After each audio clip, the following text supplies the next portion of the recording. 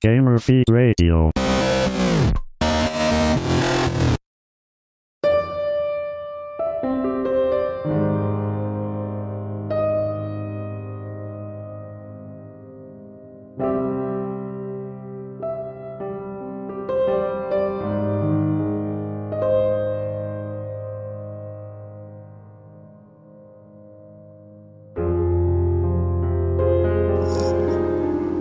Good evening, everybody out there in Gamer Feed Radio land. The somber music will be explained in just a hot second. I am your host for this evening, Nick Delicave, and I'm joined by the one and only, continuing to climb the charts of Billboard's Top 100, Top 10 games of all time, Brad Wallace. That's right, I'm here.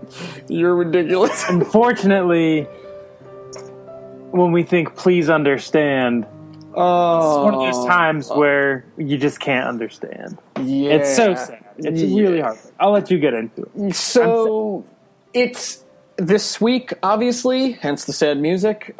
We here at Gamer Feed Radio decided that we were going to shift the topic for the week to address the obvious news that I'm sure everyone who is into gaming has heard about, which is the death of Nintendo's president and CEO, Mr. Saturo Iwata. He was the tender young age of 55, and apparently it was some cancer-related complications, which was funny because just, prior to E3, several of us were joking, I think rather in poor taste, looking back, and, why is his one eye kind of weird looking? Yeah, it actually is kind of weird to think about that he must have been in, really bad shape if you think about it. Yeah. I don't know. I guess cancer can, spring up on you and, come back. I remember maybe a couple years ago, they first reported about, his bile duct growth thing, and then they said it was all taken care of. But then, I don't know how quickly that can come back and, sneak up on you and do that. But yeah, he missed E3 2 years in a row. The last Nintendo Direct he was in, not puppet version, I don't think he appeared in the E3 Direct at all, as his normal, human body. I think he was just voiceover puppet. Right. Is that right? I don't remember seeing him. So that was this year, and then last year's, it was the super cool, epic Reggie Iwata Smash video, which was outstanding.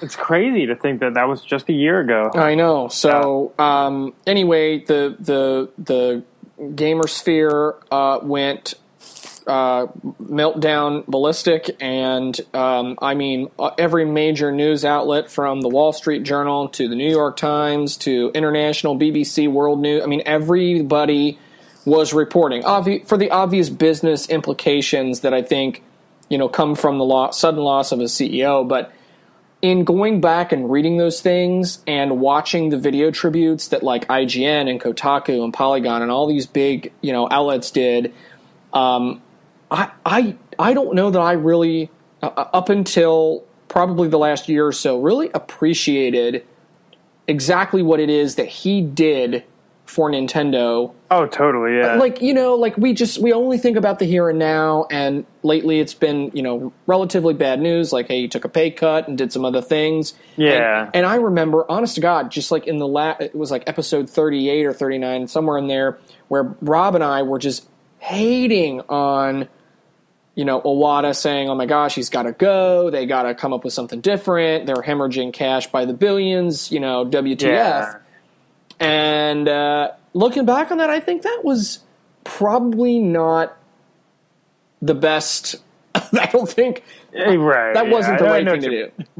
Well, the thing about Iwata, and obviously we're going to do a deep dive here, I'm assuming. Not terribly deep, hours and hours, but although we could. We'll go in depth. We could. But the thing that's especially important, and it's well documented, is the Nintendo president before Iwata was Yamauchi, something like that. Or something like that.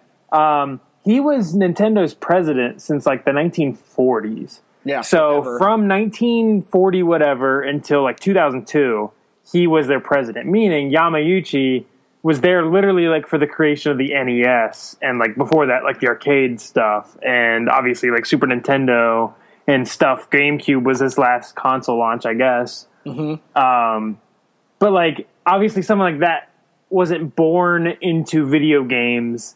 Like he was around literally when Nintendo was like that weird company in the 40s doing like trading cards or whatever the heck they made. Like he was their president then, and it's so hard to think about like that's the same president that launched the GameCube and launched the Nintendo 64. Right. And even above all that, launched the NES and like literally created console video gaming as we know it. Yep. But Iwata, much younger, as we know, I mean, even died at such a young age, but he like literally was like among that first class, like literally there with like Miyamoto and these guys in the 80s that like were the first pioneers of video games. And he was a programmer and like game designer to an extent, and game director especially. But I don't know, I guess he wasn't like a director, but like I don't know, it's so weird to think that like he's the guy that became the president of the business, you know. You'd think like Miyamoto is obviously in charge of like the creative of the company, and there's other guys like I think his name's Takeda. He's like in charge of the hardware and like the research and development stuff. But like Iwata was in charge of the business, like literally the whole company. But to have a background in programming where he, you know, made Balloon Fight and he made Earthbound and the Pokemon games he worked on heavily. Kirby especially was his deal. Like well, I mean, so many times, like, not to, you know, ramble too much because I'm a bit of a rambler, but like all these other companies, like, you know, Reggie, even a president, or not president, but like head of Nintendo America. Like Reggie isn't a programmer. Like he was a former like Pizza Hut executive. Yeah, marketing. Like, you know, right. So like, I don't know. And even like Microsoft Game Studios, like for a while there, it wasn't Phil Spencer, but it was that other guy, Don, whatever, Metric, I think his name was. And then there's like EA's Peter Moore and stuff like that. Like none of these guys have history of like making games. They're just like corporate suits that happen to work for video game companies. So it's especially sad because in this age of like cynicism, and like Ubisoft is especially guilty of that. Like all these suits that basically know nothing about games and they're selling the world and blah, blah, blah. Right. But it's just, I don't know, it's especially sad because there's so many of these basically bad guys when you think of like EA and DLC and microtransactions and mobile forced down your throat and companion apps. They're like such a good guy like Iwata. Like it's really especially heartbreaking. Not that it wouldn't be sad that any of those guys would pass away, but I'm just saying for like the industry, like Iwata was like the good guy, like literally like the head of the good fight, basically. Yeah. And we'll talk a little bit about more on his time there in a hot second. Indeed. But before we get there, what's your favorite Iwata moment? Like, you know, thinking back on, there's been a lot of tributes, a lot of reminders. What's your favorite moment? Oh, this is good. I don't know. I've thought a lot about, like, especially his programming past. And this is kind of rumor. I don't know if this is confirmed or not, but this isn't like a Nintendo Direct moment. But apparently Iwata was the one who, like, basically single-handedly made it so that in Pokemon Gold and Silver, if you played Pokemon Gold and Silver? I have not, no. Oh, so basically, did you play, like, the original games at least? Yeah. So, you know how you have your whole overworld in Pokemon Red and Blue and Yellow of like your 8 gyms and it's like your 8 towns that you travel to, stuff like that. Well, in the sequel for Game Boy Color, there was a whole new world of 8 new towns and like everything. It was like a whole new world. But there's a twist that once you beat the final 4 or whatever of that game, you get to go back and go through the entire first game. Like world, it's called Kanto. So Iwata basically was the one who made Gold and Silver have the entire first continent from the original Red and Blue games, put that into Gold and Silver, and that's just one of those things that like blows my mind because I remember when I was a kid that was like one of my all-time favorite moments in gaming was in Gold and Silver when you find out that you get to go back to the whole old world in the old Pokemon game. like, oh, that was just such an amazing moment. Like literally one of my favorite gaming moments ever. So I think that might be if that really is Iwata's credit, I think that'd be my favorite Iwata credit or Iwata moment, even though it's not a direct moment. Even though I have to give the honorable mention to the bananas. I was totally going to say the bananas. So that was, yeah. Dude, like, I never got it. Yeah, and I never got it. Like, I remember looking back going, what the hell is it with those damn bananas? Like, I just didn't... It never computed for me. And then in this past E3 with the Muppets, and then the puppet version is sitting there looking at the bananas, and then... and then unlike in... the Direct, where he kind of like very, very casually then turns and goes, "Oh, hello," kind of like we did in our first Nintendo Banana video way back in the day when we were messing with the video stuff. He like had the bananas and he's sitting there looking at him, and then that damn puppet just like really jerks his head and the stupid hair flops around. Oh my god, that was one of the funniest parts for me. But my favoritist moment of his was just the stupid. It was such subtle humor. Like, I never appreciated it at the time. I was like, oh god, here he goes. He's gonna yap his yap, and we got to sit here and listen to him. Woo woo. He can't. I don't understand a damn word he says. And then he would do something like directly to you, and then do the stupid hand thing. Like, I love that. And I keep thinking to myself, will Nintendo pull an Apple? Like Steve Jobs always had one more thing, and now Tim Cook does it. Will whoever the next guy is, do the, directly and do the thing, like try to keep that cool nuance homage, because he kind of brought it into mainstream, right? Yeah, everything with the Direct and even making him a personality like that is just so impressive.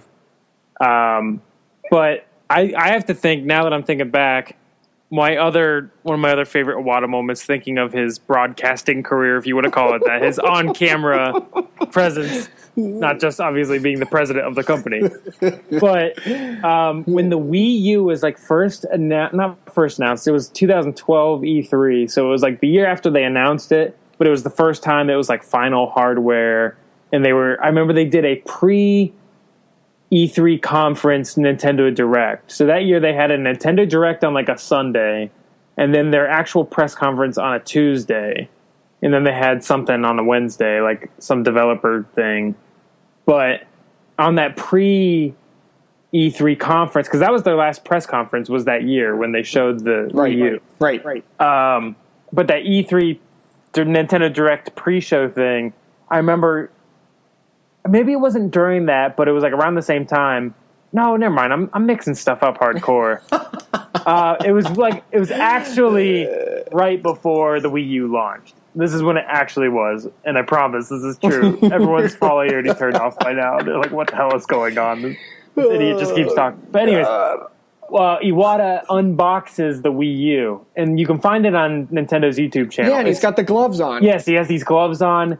It's like one of the most bizarre, surreal unboxing videos ever. Like, Nintendo is such a wacky company, as everybody knows. But, like, this unboxing video is just so bizarre for some reason. It's like a Twin Peaks episode. It's like this Twilight Zone. It just doesn't feel real. Like, the president of the company is wearing these, like, surgical gloves, taking the console out of this cardboard box. It's just so weird. And then... there's a video, I don't remember if it's the same video or around the same time, where Iwata, the president of the company, is like explaining to people how like digital downloads work and how like internal storage works and how external storage works if you were to hook up like a USB drive to it. Right. And he has these glasses filled with like beads or like little marbles.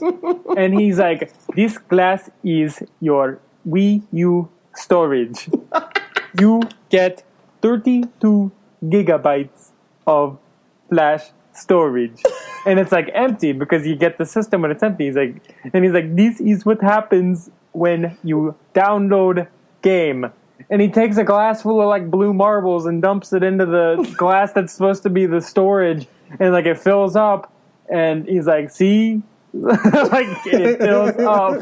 It's so weird. It's so weird. My other favorite moment was when they were doing the Year of Luigi, and he and Miyamoto did a direct, and they're wearing the stupid, and he's like the Luigi brothers or whatever, and Miyamoto has the damn vacuum cleaner from Luigi's Mansion, and then at one point during the direct, Miyamoto was like behind Iwata, and he's like behind him, like, you know, pretending to, I don't know, he's just making noises, and Iwata turns around with this shit-eating grin on his face, and he goes, "What are you doing?"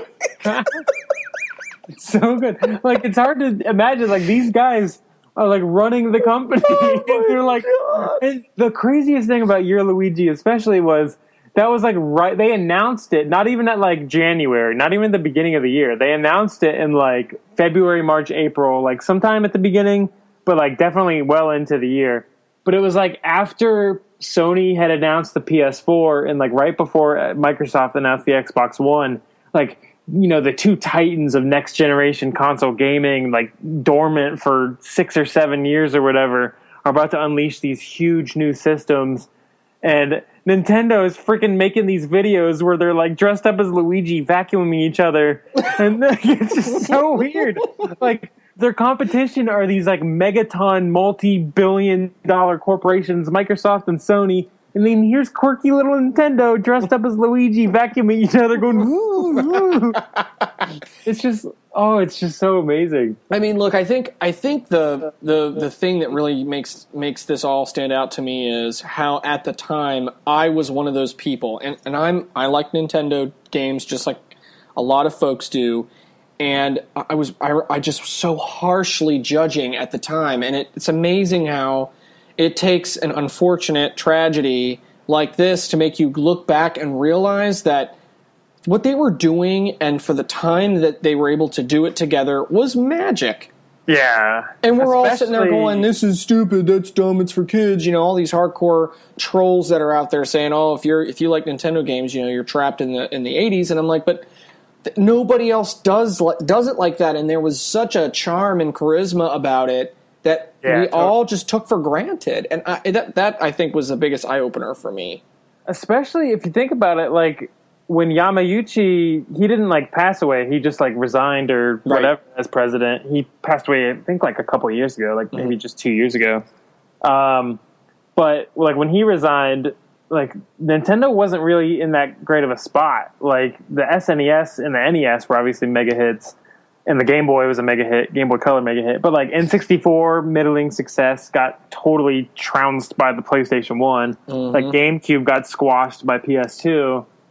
Game Boy Advance was, I guess, kind of a middling success at that point. It had only been out for a little while before Yamauchi stepped down. But, like, the next full console launches that Nintendo did were the first under Iwata, were the Wii and the DS, and as we all know, like, those are two of the most successful gaming consoles of all time. Well, that DS being the number one console of all time. I know, and that bleeds very nicely transitions into the next topic, which is, you know, what are the thoughts on Nintendo during his tenure? Because he was the one that, you're right, started the blue ocean strategy, which was, we're no longer going to play in the same sandbox as everybody else because we think that we can do better. We think we can do better. Get it? Right. But that was also right before iPhone and the rise of the smartphone and mobile gaming. So Nintendo was,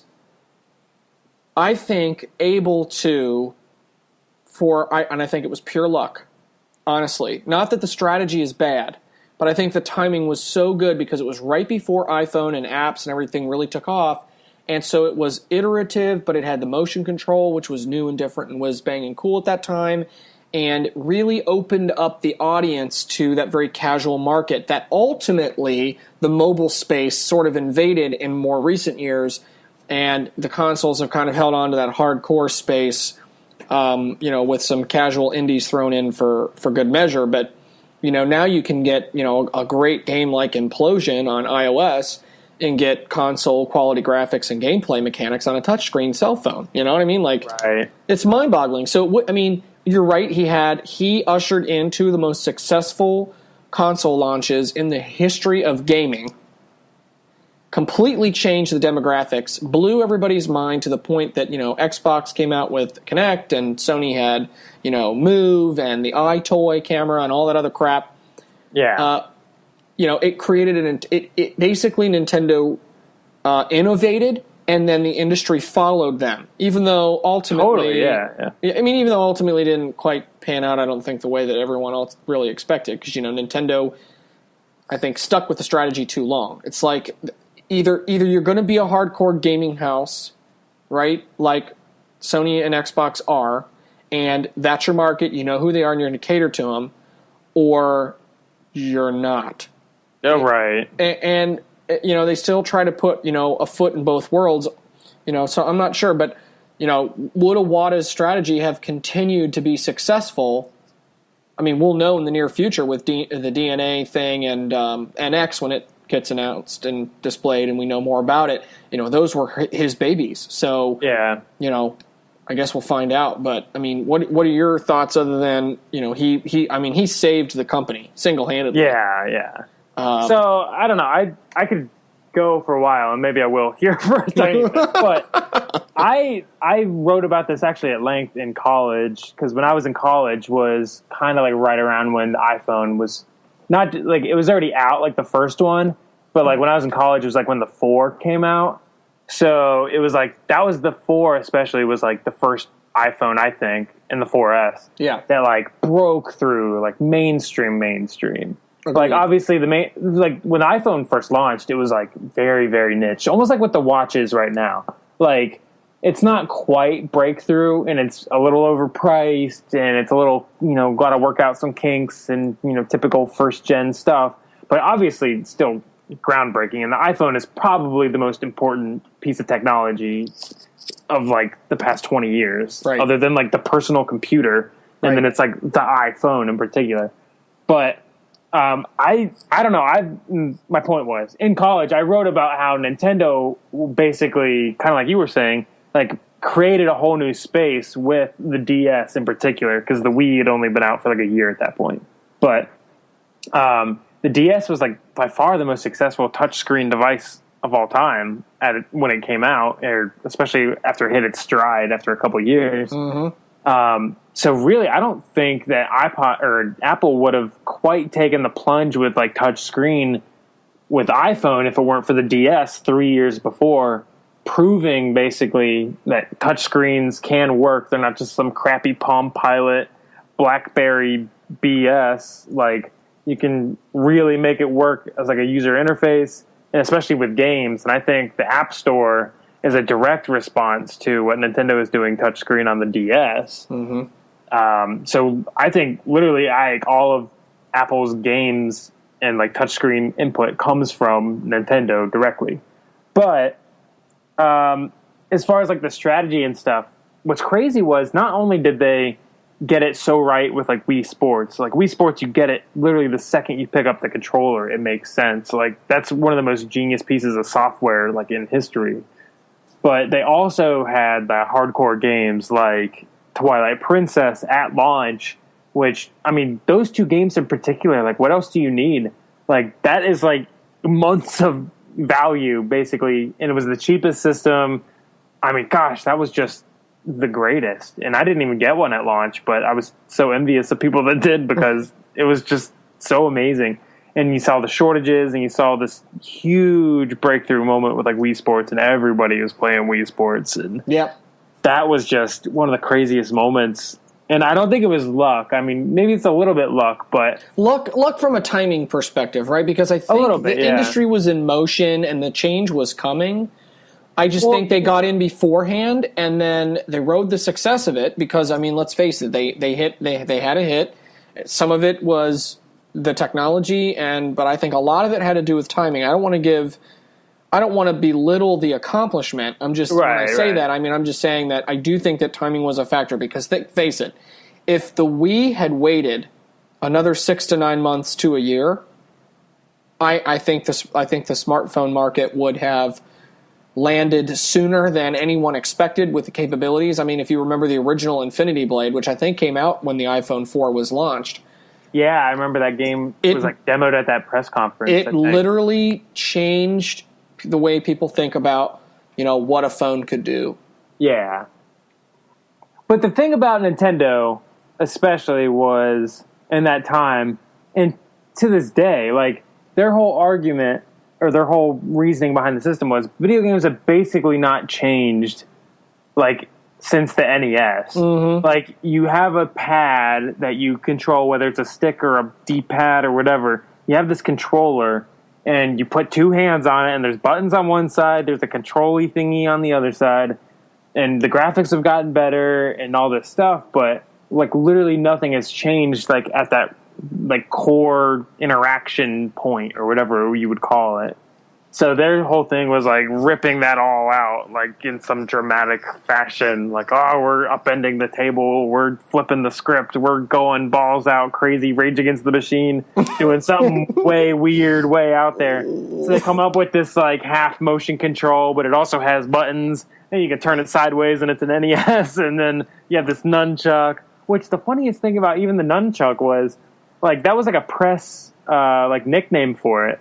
Like, I think people... Like, I think when they first showed off the concept for the nunchuck, like, the press, like, the gaming and tech press was like, oh, so it's like a little nunchuck attachment, almost as a joke. And then Nintendo's like, oh, yeah, that's kind of cool. We're going to call it the nunchuck. So they freaking named their motion controller after, like, some Japanese ancient weapon thing.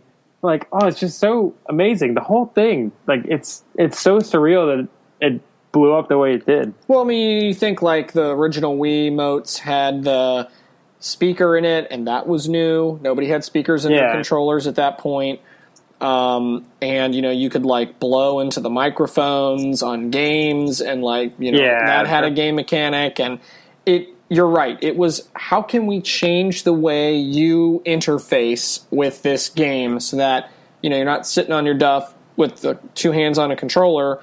You're having to do something fundamentally different in order to make the game move. So then you fast forward to, just because I think it's very relevant to this topic, Star Fox Zero or whatever for Miyamoto's game. And it's like, but that's a Wii game, basically. So, I mean... that was kind of where I was going, in a way. It was like...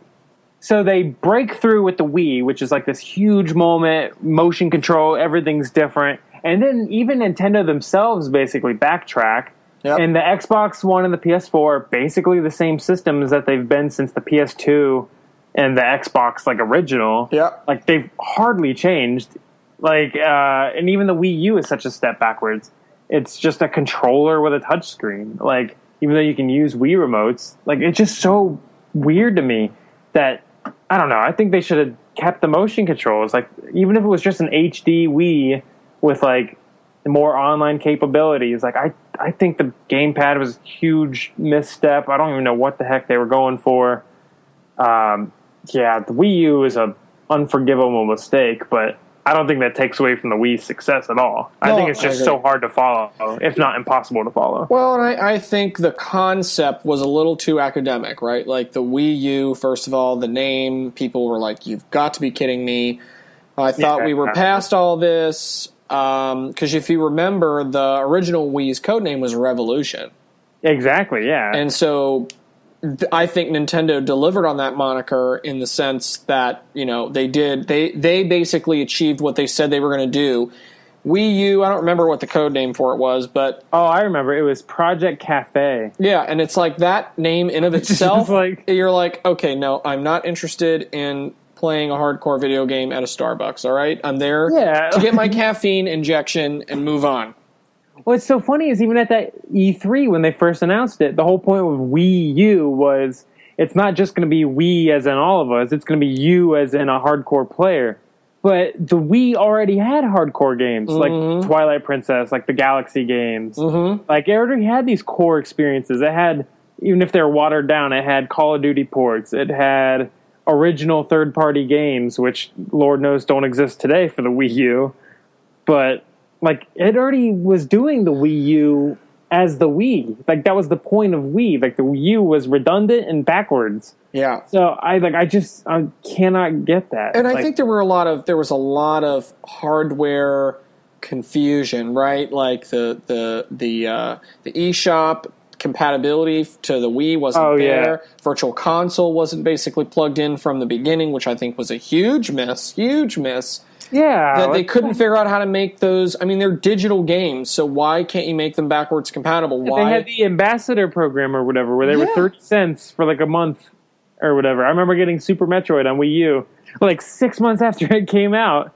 Or 6 months after the Wii U came out. Like, Super Metroid finally hit the system, and it was 30 cents. Like, all this weird stuff. Yeah, it's like there has to be a way, and I hope with DNA and NX, that I think Iwata knew, and I think just the timing and the investment that I think the company, made the decision, hey, we got to stick with this at least for the short term, prior to those two, next-gen big announcements that hopefully, my God, fall's going to be here in a month or 2 months, and we should start to see whatever this Nintendo DNA collaboration is going to actually bring. Yeah, that's going to be really, not to jump too much or whatever, but like, no, it's cool. The future for Nintendo, because that is the next topic. Oh, let's go for it. Yeah, but the future of Nintendo in the short term, especially, is just very weird. Like, because obviously they had this basically well-oiled machine at this point of Nintendo Directs every 2 months or whatever the pace they are, where they do their standard press release in video form, essentially. Like, they just make these announcements, and sometimes they're flashy and cute, sometimes they're pretty dry and sterile. But yeah, I wonder what like an August Nintendo Direct looks like, or a September Nintendo Direct, like right before Super Mario Maker, or what? Like, does Miyamoto come out? Does Takeda come out? Because right now those two are the acting managers of the company. Yeah, it's gonna be very weird. Like, I think Iwata set them up on a good track for the next generation, whatever that becomes. So between, like you said, DNA, between the Universal Park stuff even, between a new console launch coming, like, they're pretty well, like, positioned for the next couple of years money-wise. But the short term, it's just going to be weird to see how Nintendo pumps up their holiday stuff. Like, does Bill Trinen and Reggie just do America stuff?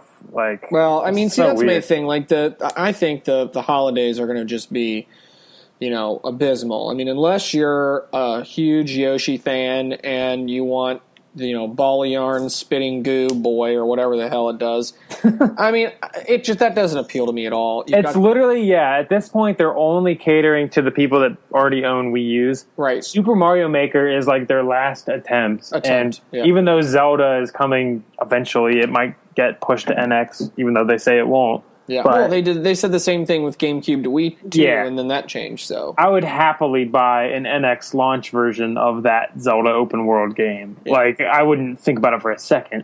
Yep, and I think that's the strategy, right? I mean, it's a classic business move, right?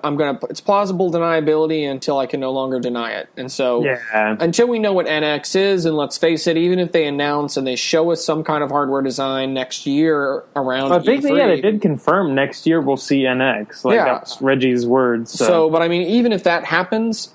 Look, the console's not going to be in our hands in 2016, I don't think. I don't know, because I wouldn't count it out, only because there's precedent. Microsoft in particular will announce their, like, I remember they did with 360 and they just did it with the Xbox One, where they announced the system in like May and then it's like out on store shelves in November. Oh, the only weird ones are Sony and Nintendo. I don't know if it's some kind of Japanese thing or whatever, but they announced their systems like a year and a half before they come out. And even now, they announced the NX technically. I mean, they did announce it to some degree. So we know that a console exists. Like, that's more than Sony and Microsoft gave us months before their systems came out, even. Right. Well, and I mean, but I don't know. I mean, I was also like, oh my gosh, they'll never push Zelda U into 2016, and I was butthurt about that for like 6 months. So I was the same way. I would have wagered anything that it came out this year, even if it was rushed and slapdash and whatever. I thought Nintendo was going to cave and try to get it out and make a quick buck. But I'm glad they're not, because that means it's going to be a better product in the end. Well, but I mean I think the moral of the story is, though, I mean, it we'll see. I mean, if they have a box to display at E3 2016. I mean, if there's a physical box there, and maybe it's not even the final design with tweaks like they did with the original DS Fat before it became the DS Lite. And let's face it, that right. iteration was very quick. Yeah, that was quick. It's almost like they knew it was coming. I mean, even if we get one of those kinds of situations, which I think is possible, we don't even know yet conceptually what the NX is, or what the connectivity is going to look like, or what the I mean, it's is it a handheld home console hybrid that everyone right. It's like yeah. I mean, and that's the thing. So I mean, you look at it from that perspective, and I think the comments from Miyamoto and from Reggie and from other developers and people in the community that are talking about we believed in what Iwata was trying to do, and we're going to support his vision in the future. Are they really going to do it? Like, are they really going to do it? Is it really going to ultimately be what path he chose, or will they try to mess with the secret sauce? Or I don't know. It's so weird if you think about just the bizarre timing of Nintendo basically opening the floodgates and letting Tecmo Koei do Hyrule Warriors, or licensing out all their stuff more, and then their president passes away. It's just very weird that a year ago, even I guess more than a year ago, 2 years ago, Nintendo did not look like the company they look like now. Yep. They were still the reserved, stringent company that everyone thought they were. Now they're definitely not, and even at E3, Reggie's playing on that. And just weird stuff like Reggie and talking about NX during the E3 Direct. It's just so weird. I don't know. It's a very weird future for Nintendo. I think it's good financially. Yeah. But well, I mean, that's the thing. Keep track of. And that's when we talk about, what are they going to do now? I mean, you mentioned Takeda and Miyamoto. I mean, I would argue that I think Miyamoto would be a not good business decision. And I say that because while he's quirky and fun and everybody reveres him, he's a creative, artistic guy. I don't think that he could run the business successfully unless, while sitting in his cave in the koi pond in the backyard, he decides he wants to make millions of dollars, and then they do it. Which apparently is how he gets inspired. I just don't know how that would translate. I mean, being a business person myself, I don't know how that would really work. But you look at somebody like Takeda, however you say it. Yeah. And he's kind of the same thing, just on the hardware side. You're like, well, engineering, they've both been around for a really long time. They're both older, in their early 60s. So, whoever gets the job is either going to end up being transitional if it's one of the two of them. Yeah. Which I don't know if that's a good thing, right? Because it's hey, then you get NX, and then, poor Takada, turns, 67 and, croaks from just, I don't know, nuclear radiation blowing off the ocean. I'm just saying. Yeah. What do you do? So I don't know if that's the right fit, where I think Iwata, the design was to have another long-term dynasty type situation where somebody could come in and kind of take the reins and inject youthful vigor and energy. And, while Miyamoto's got plenty of that in spades at 60 years old, I don't know. I don't know if this Takada guy can do it, if he's the right fit. I mean, I have a lot of faith in him. Well, but I mean, could it be Dark Horse? I mean, think about this, right? Reggie it could be someone, way left field. I mean, you have someone like Reggie, for example, who has been, and I say this with great love and affection, neutered for all intents and purposes, with Iwata being the CEO of Nintendo America when he doesn't live here. You know what I mean? He's got 6 job titles already. Why give him another? So will Reggie take that job and then give some kind of autonomy to, which is, interestingly, almost the exact same thing that happened to Sega, if you recall. Yeah. And look what happened to them. With, that whole book that Rob talked about. Yeah. A couple episodes back, Console Wars and such. Yeah, I mean, is that a possible future too? Will they make that choice? And if they don't, who's next in line? I mean, is somebody like Sakurai? I mean, could he? Ooh, that would be very weird. Really young. Sakurai's probably the closest, background wise to Iwata as far as programming, and I think the two of them worked on Kirby closely together, which is kind of funny. But I don't know. I place a lot of faith in Takeda. I think that, especially because he's the lead guy for NX, that if he were the president of the company when NX launched, he could articulate the vision better than someone like a third party would. Not third party, but you know what I mean? Like someone that was just the president of the company. Like he's like, hey, I made this thing and I'm the president, so it's awesome. I think he could sell it better and be able to sell it to developers. And I don't know. I place a lot of faith in him. Okay. I mean, and I think that if I were to put my money on one person, I don't know the exact workings of Nintendo, obviously, but it's obviously a Japanese company and they have their, shareholder leader people, board of whatever. And I don't think they would hand it over to Reggie in any way. I don't think it's some kind of co-presidency thing. I totally see it being someone within. I don't think they would ever hire someone outside or someone from Sony or whatever. I don't think it'd be crazy. I don't know. I put my money on Takeda. He seems like an easy fit. And I think Miyamoto is kind of obviously, scaling back his role. He's the general producer and generally oversees every game they publish. He does that very generally, I might add. He's General Miyamoto. But, oh God, I almost just puked. That burp was disgusting. You are so gross. It wouldn't be any fun if there wasn't a vomit burp from Brad on every show. That was a verp. You're disgusting. That was gross. Yeah. That's why you should always have a beverage at your table. Yeah, I need a glass of water badly. Nope, it's not happening. Sorry. But yeah, I don't know. Miyamoto he basically just works on projects that he wants to. He's not in the trenches of the new Mario games. There's these younger teams that are making the new Mario games, and he oversees them and probably smiles and gives them feedback. But he works on stuff like Pikmin 3 that's more of hey, I just really like the idea of Pikmin and I have a good idea for the game and now we're doing it. Right. So, yeah.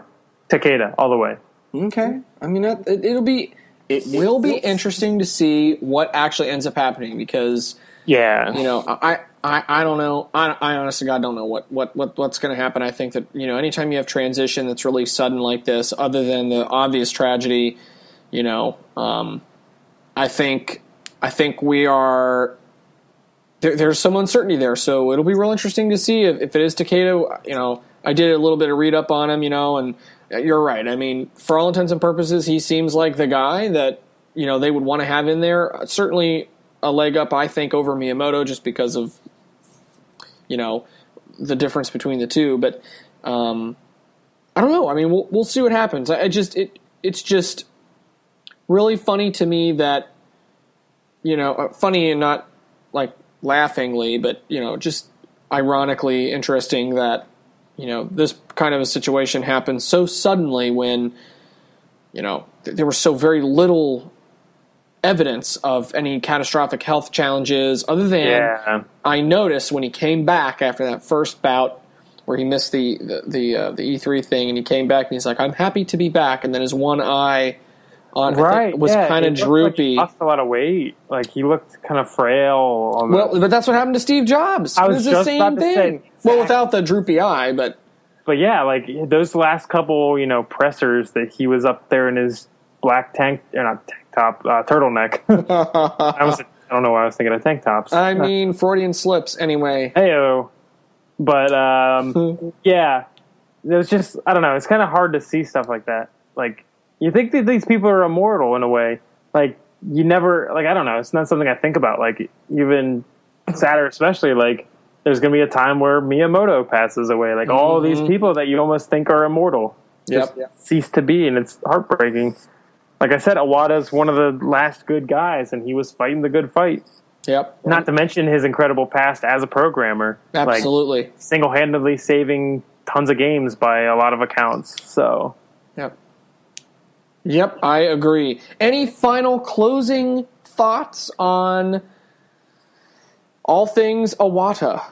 I just have to again say that his accomplishments obviously speak for themselves. Amazing game, whatever you would call that, credits in gaming, like literally in development and programming, but also as running one of the biggest gaming companies in the world.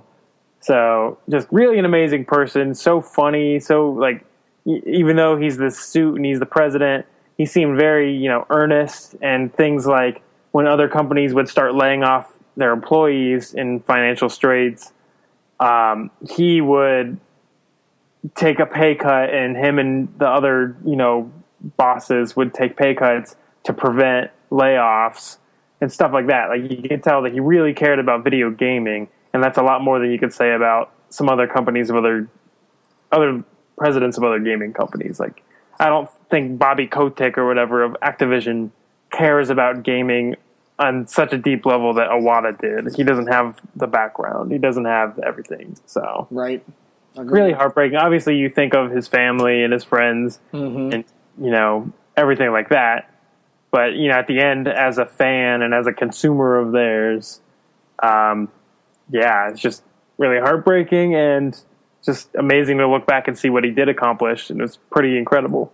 Yep, I completely agree. So, for everybody out there, right? We, like we said at the top of the show, we kind of took a little bit of a deviation on topic this week to, pay our collective respects to Iwata and Nintendo for all the wonderful contributions that he made to gaming during his time. And that will wrap our show for today. So, you can check us out on iTunes and on iHeartRadio, and you should, because everybody else is for reals doing it. We're on Twitter, obviously, at GamerFeedRadio. You can check us out on the Facebook, and of course, original and interesting new content on GamerFeedRadio.com. Andy just posted a cool article, so check it out. And that's all we got. So until next time, gamers, peace. Peace.